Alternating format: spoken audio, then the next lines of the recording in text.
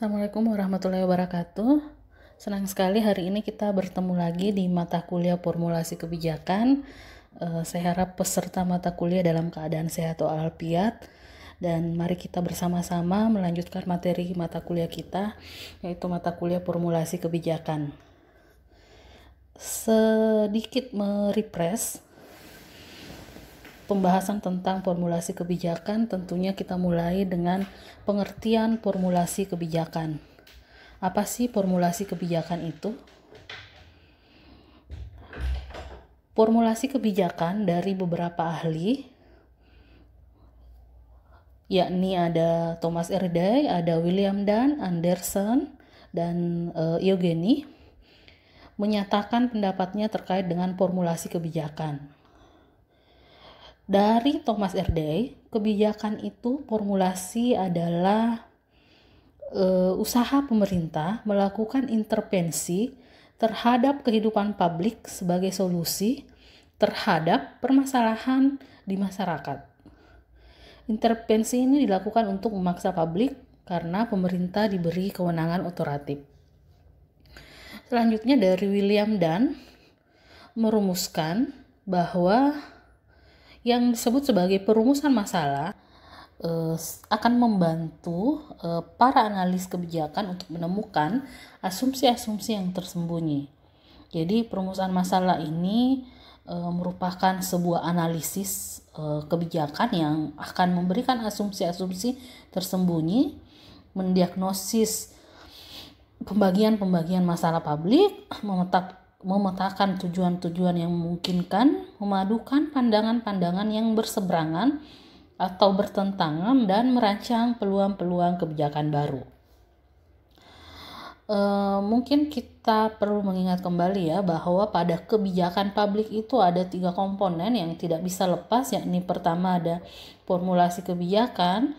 Setelah kebijakannya diformulakan kemudian dilakukan atau dilaksanakan disebut sebagai implementasi kebijakan, dan setelah implementasi kebijakan selesai ada yang namanya evaluasi kebijakan.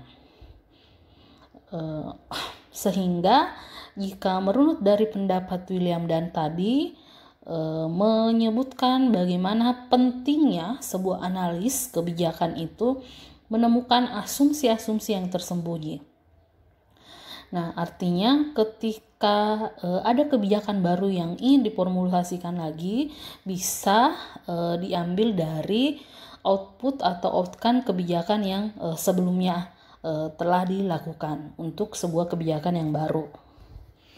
Kita lanjut, formulasi kebijakan menurut Anderson dan Dunn mengatakan bahwa ini dikutip dari bukunya Anderson ya, yang dikutip oleh Nugroho, yang mengatakan bahwa formulasi kebijakan itu menyangkut upaya menjawab pertanyaan bagaimana berbagai alternatif disepakati untuk masalah yang dikembangkan dan siapa yang berpartisipasi.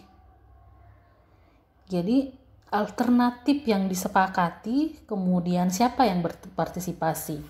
Ingat, ranah formulasi kebijakan tidak lepas dari ranah pengambilan keputusan. Pengambil keputusan dalam hal ini pemerintah yang tentu saja merupakan aspirasi dari masyarakat, dan di dalamnya banyak agenda-agenda atau kadang disebut sebagai agenda setting dalam memformulasikan sebuah kebijakan.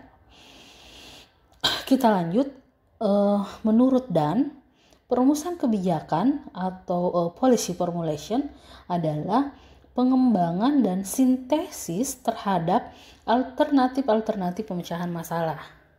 Jadi masalah yang dihadapi masyarakat dicarikan solusinya.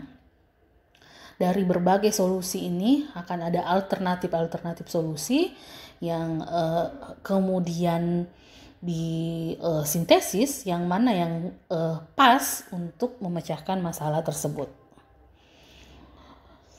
Selanjutnya ada pendapat dari Eugeni. Beliau mengatakan bahwa formulasi yang lengkap adalah menentukan alternatif yang mungkin untuk dibuat kebijakan.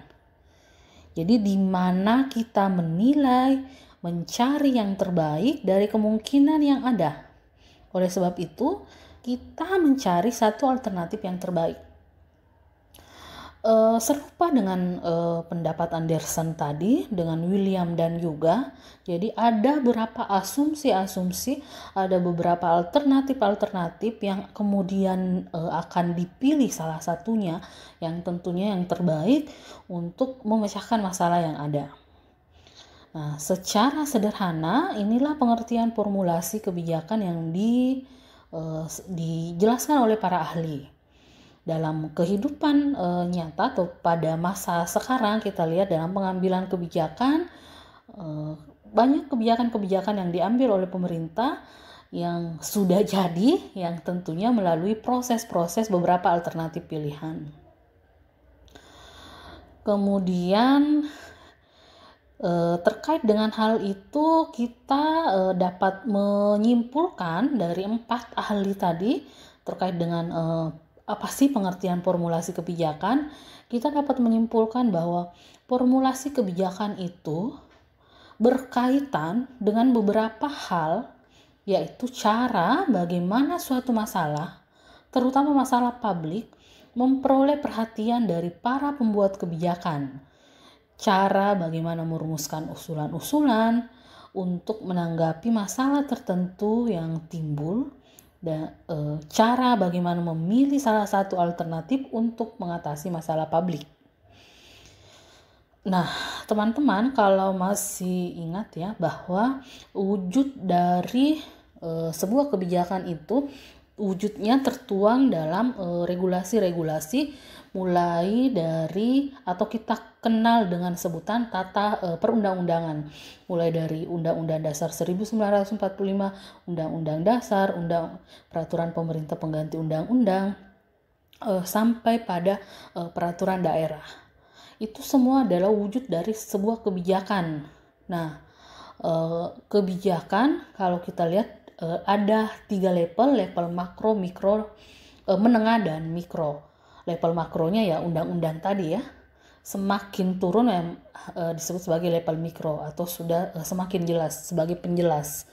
Biasanya level mikro itu misalkan peraturan kementerian, peraturan bupati, peraturan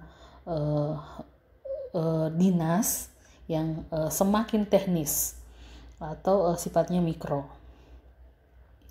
Nah, itu untuk terkait dengan formulasi kebijakan. Selanjutnya kita coba melihat apa sih konsep dan urgensi dari formulasi kebijakan tersebut. Kalau tadi pengertiannya sudah, kita coba lihat lagi konsep dan urgensi dari formulasi kebijakan. Sebesar apa urgensinya? Nah, formulasi kebijakan atau policy formulation disebut juga sebagai tahapan yang turut menentukan dari kebijakan publik. Dalam tahapan inilah dirumuskan batas-batas kebijakan itu sendiri. Untuk itu, harus disadari beberapa hal yang hierarki dari kebijakan publik. Yang pertama itu ada kebijakan publik ini ditujukan untuk melakukan intervensi terhadap kehidupan dan kepentingan publik dalam kerangka meningkatkan kapasitas publik itu sendiri.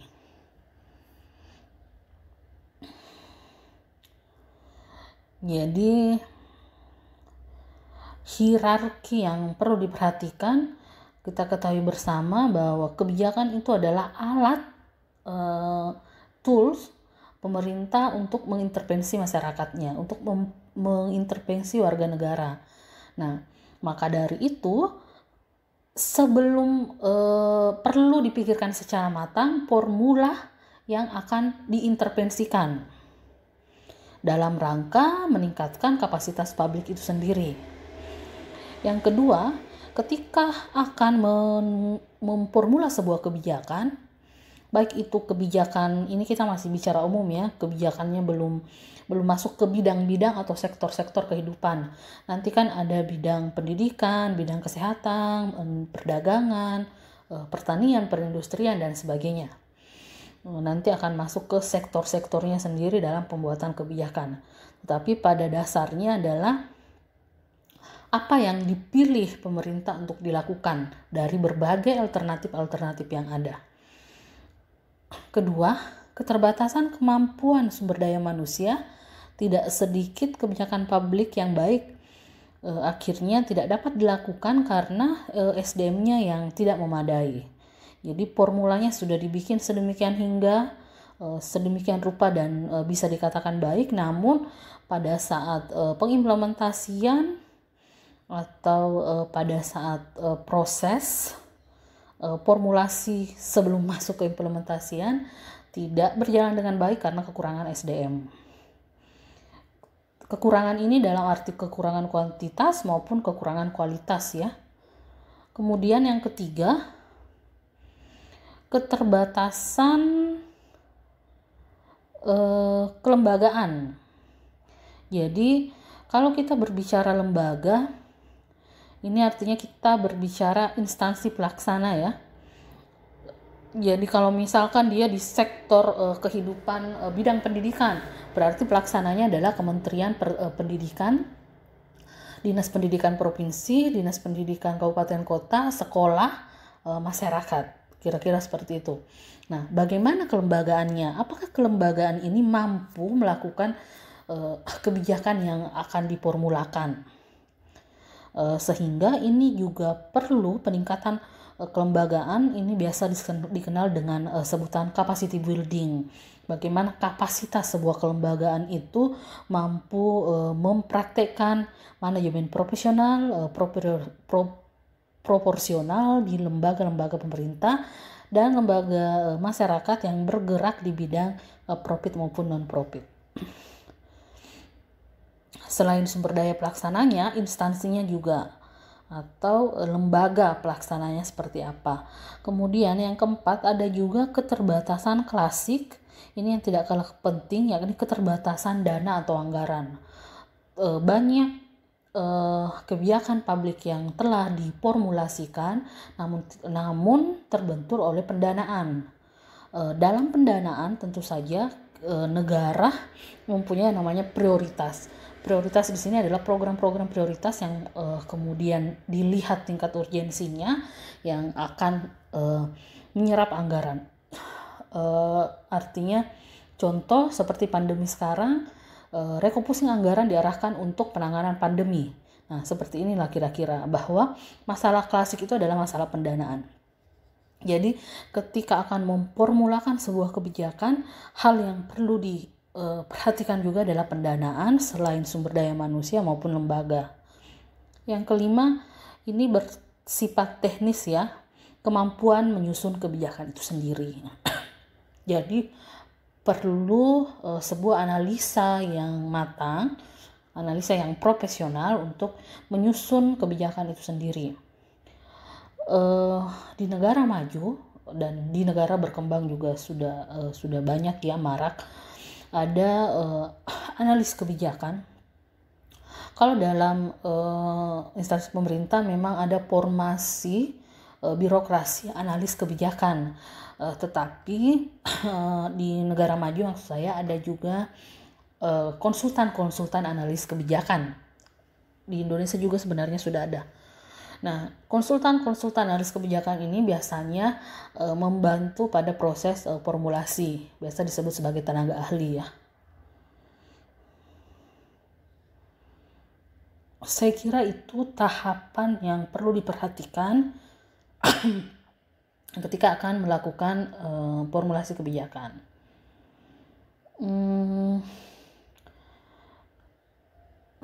Ini kita lanjutkan pembahasan yang menurut saya sangat penting kita ketahui, bagaimana si model-model kebijakan, model-model formulasi kebijakan. Jadi maksudnya adalah bagaimana Model-model sebuah formulasi kebijakan. Model itu artinya adalah ini loh contoh atau model sebuah formulasi kebijakan di suatu sudah diuji atau suatu kebijakan yang telah diimplementasikan dengan harapan model tersebut bisa menjadi referensi. Nah, pada model-model tersebut ada indikator-indikator yang harus dipenuhi atau ada ini yang harus ada ketika menggunakan model seperti ini. Kebijakan yang A bisa menerapkan model A, B, C, D, dan seterusnya. Sehingga sangat penting kita memahami model-model formulasi kebijakan.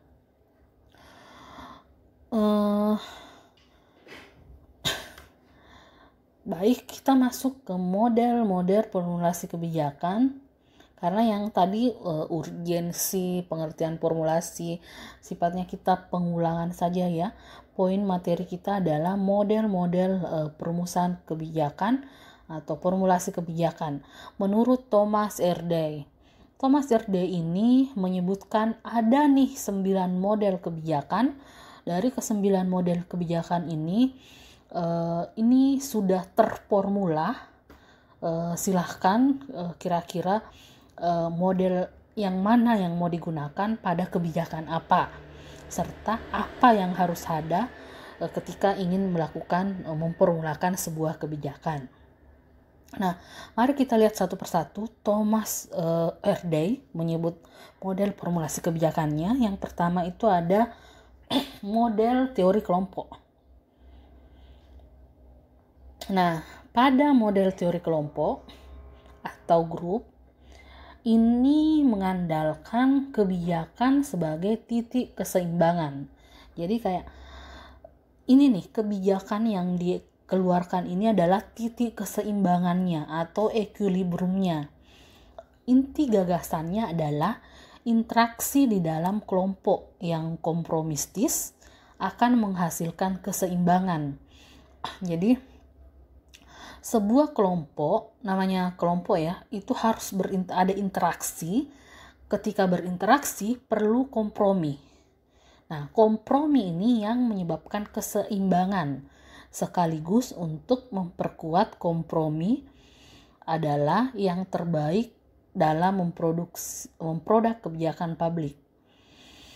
Nah, kalau kaitan dengan teori kelompok, seperti yang kita ketahui bersama, di Indonesia yang membuat sebuah kebijakan atau yang berfungsi sebagai legislasi ada DPR, lembaga legislatif DPR, baik itu DPR RI di tingkat pusat, kemudian DPRD provinsi maupun DPRD kabupaten kota. Mereka punya fungsi legislasi atau fungsi membuat peraturan, membuat perundang-undangan yang tentu saja bersama eksekutif atau bersama pemerintah, dalam arti sempit bersama presiden dibantu oleh kementerian-kementerian kalau di tingkat pusat. Nah, di sini dikatakan perlu keseimbangan, perlu kompromi. Wujudnya mungkin ya perlu kompromi antara DPR dan eksekutif dengan pemerintah.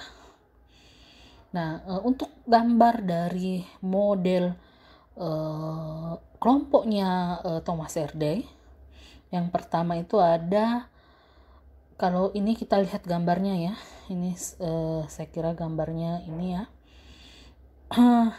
Gambar ini adalah langkah-langkah ketika menggunakan model kelompok. Yang pertama, rumuskan aturan main antara interest group. Jadi kayak sebuah kelompok, kebijakan yang akan dibuat ini kan kebijakan kelompok ya. Jadi modelnya yang memang model kelompok, perlu dirumuskan dulu aturan mainnya. perlu ada dulu aturannya, rule of game-nya, aturan mainnya antar interest group.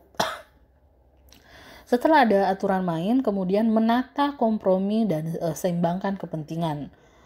Jadi namanya tadi kompromi berarti ada yang dikompromikan. Dicobalah untuk menata kompromi tersebut kemudian diseimbangkan. Ya, namanya seimbang, kompromi yang seimbang artinya ada win-win solution.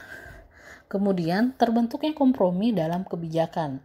Jadi tadi sudah dicoba seimbangkan, kemudian menghasilkan sebuah kompromi. Nah, setelah itu memperkuat kompromi-kompromi yang ada. Nah, inilah kemudian sebagai esensi atau model pembuatan kebijakan seperti ini bisa mungkin kita ketemui pada kebijakan-kebijakan, misalkan kebijakan perdagangan, misalkan ya, ekspor impor, ada prasyarat yang harus dipenuhi antara keinginan pengusaha dan keinginan pemerintah, ditemukan titik komprominya sehingga kompromi-kompromi tersebut diperkuat. Nah, seperti itu kira-kira di Thomas R. Day model group. Sekarang model yang kedua adalah model kelembagaan atau institusional. Nah, pada model kelembagaan ini membuat kebijakan publik, tugas dari membuat kebijakan publik, memformulasi kebijakan publik adalah tugasnya pemerintah. Maka dari itu pemerintah sebagai lembaga dan dengan cara apapun melakukan kebijakan publik. Model ini prinsipnya mengutamakan fungsi-fungsi setiap unit kerja institusional pemerintah dalam menyusun dan memformulasikan kebijakan. Nah, artinya pada model institusional ini lebih fokus pada pemerintah selaku lembaga yang bertugas membuat kebijakan publik. Adapun gambar pemodelan dari model kelembagaan, yakni yang pertama, pemerintah, ini kalau dilihat gambarnya ya, ini kayak langkah-langkah apa sih yang dilakukan pada model kelembagaan. Yang pertama itu pemerintah sah dan memiliki otoritas dalam membuat kebijakan. Nah, kalau tadi di grup itu masih ada kompromi-kompromi, nah kalau di model kelembagaan ini sifatnya kebijakan yang top down. Memang kebijakan diambil murni dari pemerintah sebagai otoritas dalam membuat kebijakan. Kemudian kebijakan ini bersifat universal, kemudian pemerintah memegang fungsi pemaksaan kebijakan. Nah, untuk model kelembagaan ini bisa kita lihat contohnya pada penanganan pandemi COVID-19 seperti sekarang. Banyak kebijakan pemerintah yang dikeluarkan yang memang berlaku universal dan dilakukan pemerintah untuk mengintervensi masyarakat agar patuh pada penanganan pandemi COVID. Seperti ada lockdown, ada PPKM, kemudian ada ada pembatasan bekerja dari rumah. Itu adalah pure bersifat universal dan merupakan otoritas pemerintah. Ini tidak ada tawar-menawar, tidak ada kompromi-kompromian. Ini dipikirkan oleh pemerintah yang sifatnya universal. Saya kira itu untuk model yang kedua. Sekarang kita ke model yang ketiga. Model yang ketiga ini adalah model teori elit. Model teori elit ini berkembang dari teori politik elit massa yang melandaskan diri pada asumsi bahwa di dalam setiap masyarakat pasti terdapat dua kelompok yang memegang kekuasaan atau elit. dan yang tidak memiliki kekuatan atau massa. Jadi elit itu pemegang kekuasaan, kemudian yang tidak memiliki kekuasaan itu massa. Teori ini mengembangkan diri kepada kenyataan bahwa sedemokratis apapun selalu ada bias di dalam formulasi kebijakan. Karena pada akhirnya kebijakan-kebijakan yang dilahirkan merupakan preferensi dari preferensi politik para elit. Nah, model elit ini mengatakan bahwa ada dua kekuasaannya elit dan kekuasaan massa. Sedemokratis apapun itu pasti akan ada kebijakan-kebijakan yang dikeluarkan oleh pemerintah berdasarkan preferensi politiknya. Nah, kita lihat model teori elit dari Thomas Erdős. Ini ada indikator-indikatornya ya, gambarnya ya, bisa kita lihat. Sifatnya kayak ada dua gambar dulu yang di atas, gambar preferensi politik para elit.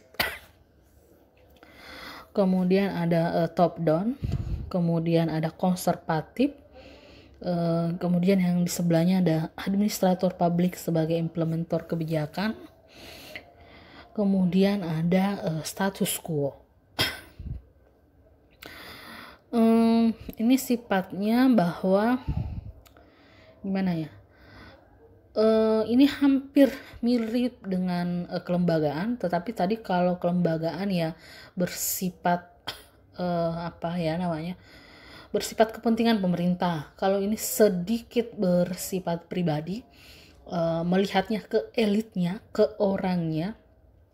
Jadi ada elit-elit politik yang punya kekuasaan di dalam pemerintahan, yang kemudian membuat sebuah kebijakan yang sifatnya top down, dan ini sangat konservatif. Pelaksananya adalah administrator publik ya, pelaksananya ya kementerian sampai ke bawahnya ya, yang sifatnya ini adalah statusnya quo. Untuk kebijakan-kebijakan seperti ini perlu dicermati lebih lanjut ya. Kira-kira yang mana sih ini merupakan kebijakan teori elit, namun merupakan preferensi dari keinginan elit yang diakomodir dalam kebijakan pemerintah. Ini kita harus jeli melihat yang seperti ini, yang model elit ini. Nah, mungkin kalau berdasarkan isu-isu yang muncul, tetapi ini tidak ilmiah ya, belum terkaji dengan baik. Misalkan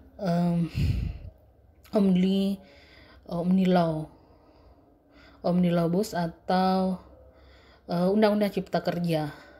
Ada yang mengatakan bahwa Undang-Undang Cipta Kerja ini kemauan elit. Tetapi belum terkaji secara baik ya.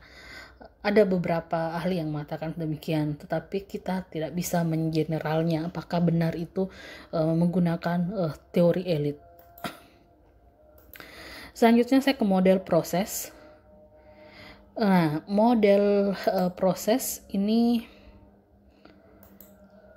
adalah model politik merupakan sebuah aktivitas yang menjadi proses.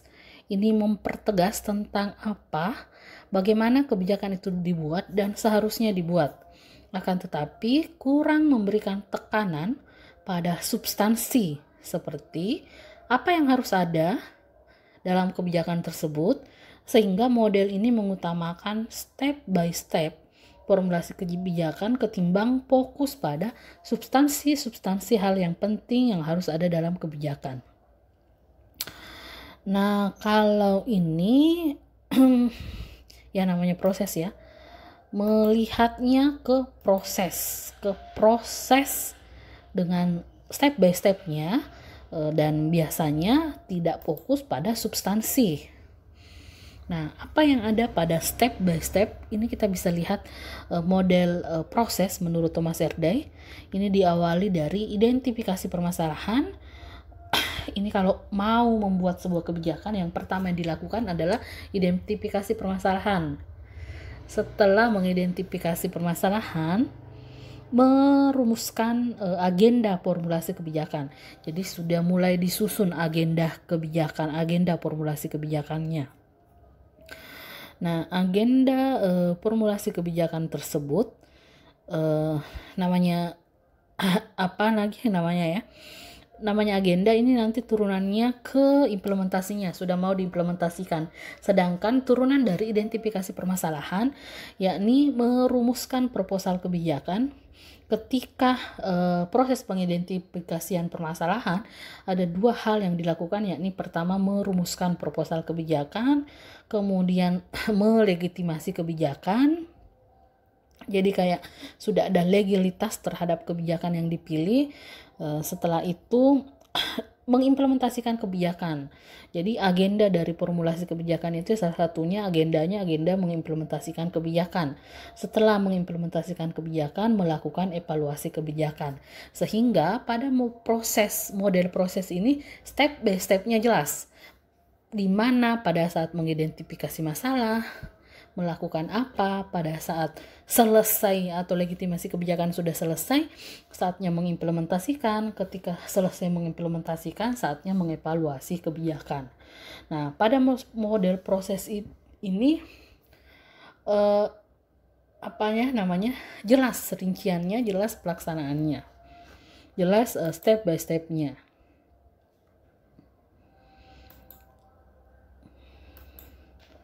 Selanjutnya kita ke model teori rasional.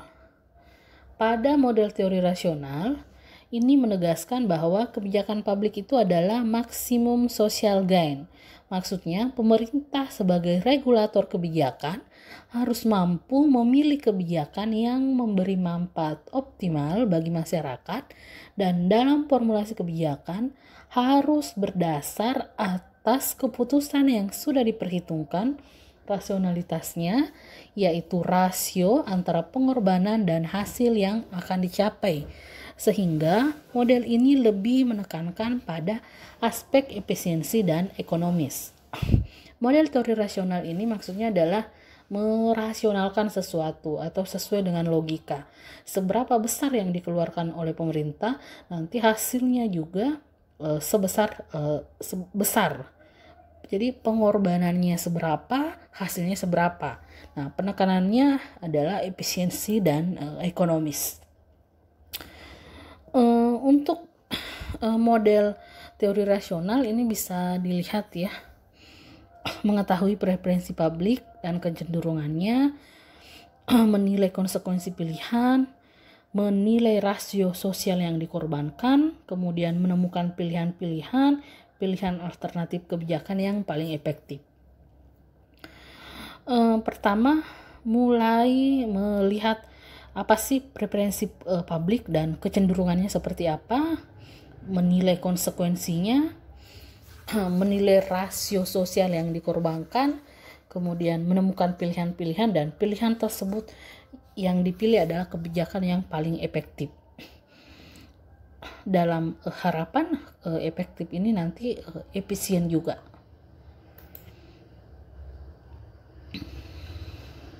Selanjutnya kita ke model inkremental. Kalau model inkremental ini adalah kebalikan dari model rasional. Tadi rasional memang dirasionalkan ya, berapa yang dikeluarkan, berapa hasilnya.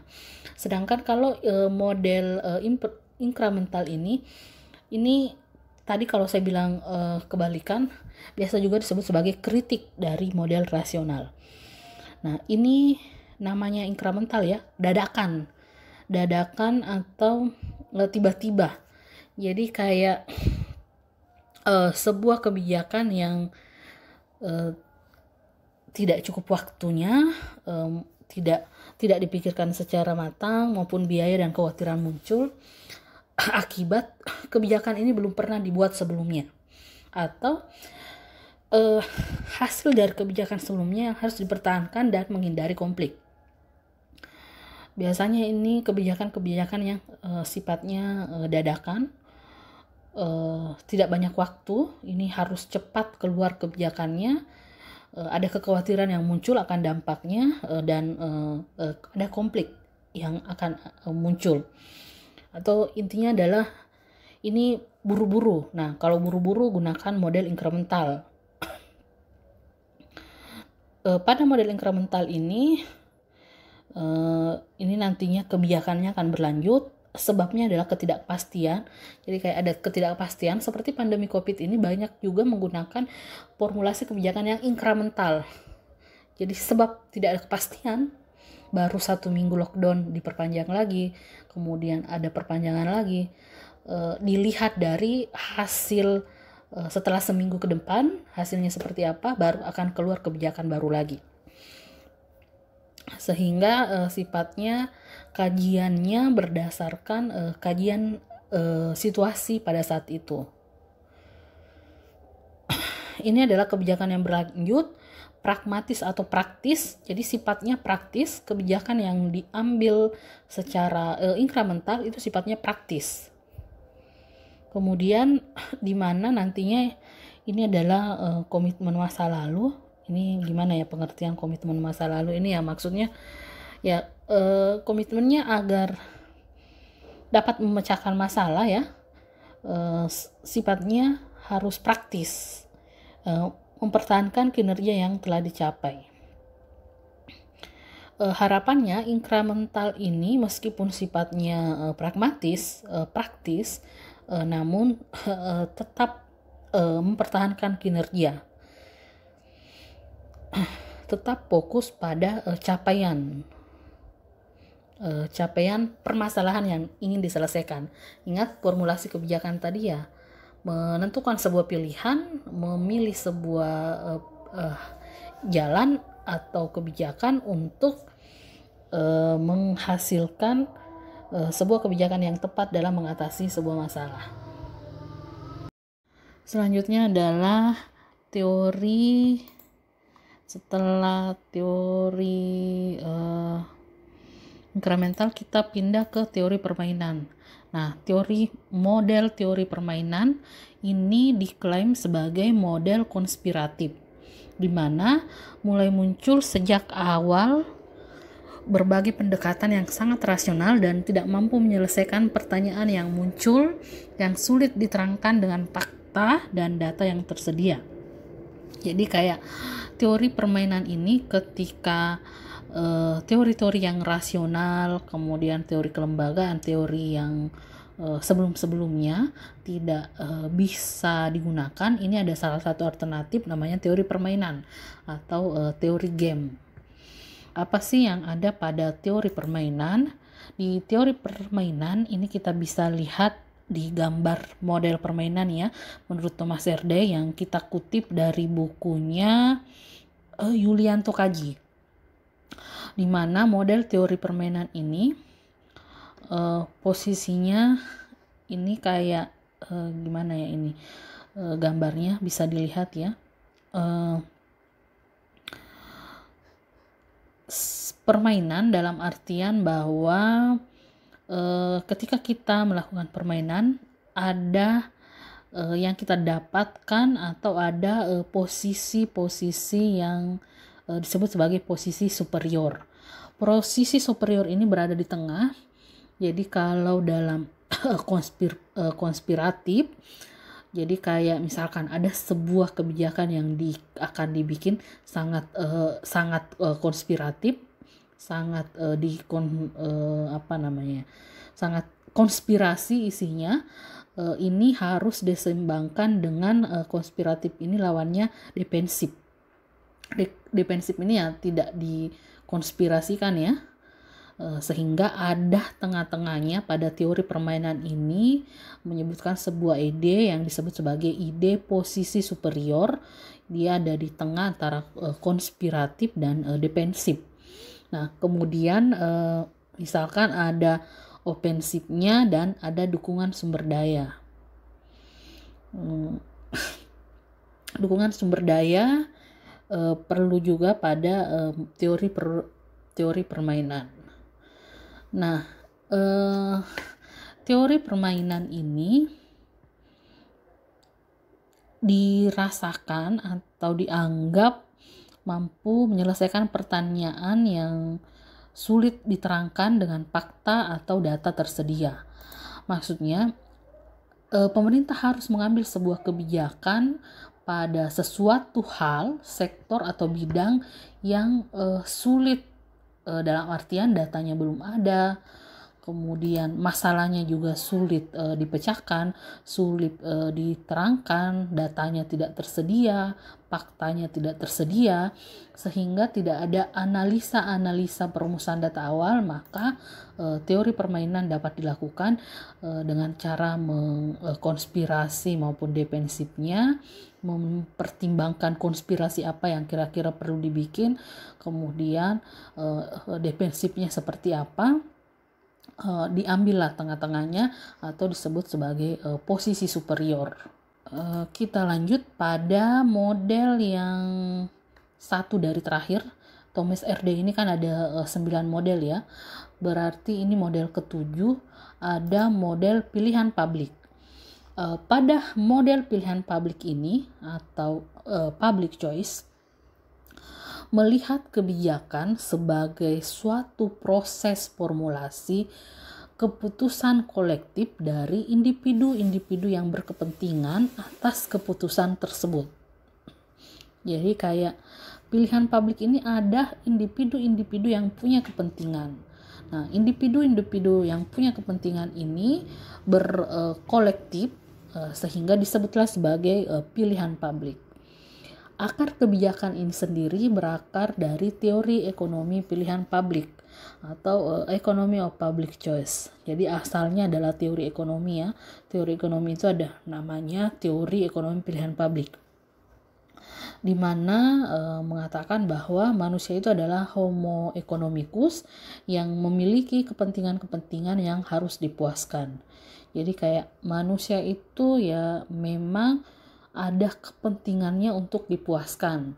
Nah, terkait dengan keinginan publik untuk dipuaskan ya tugasnya pemerintah.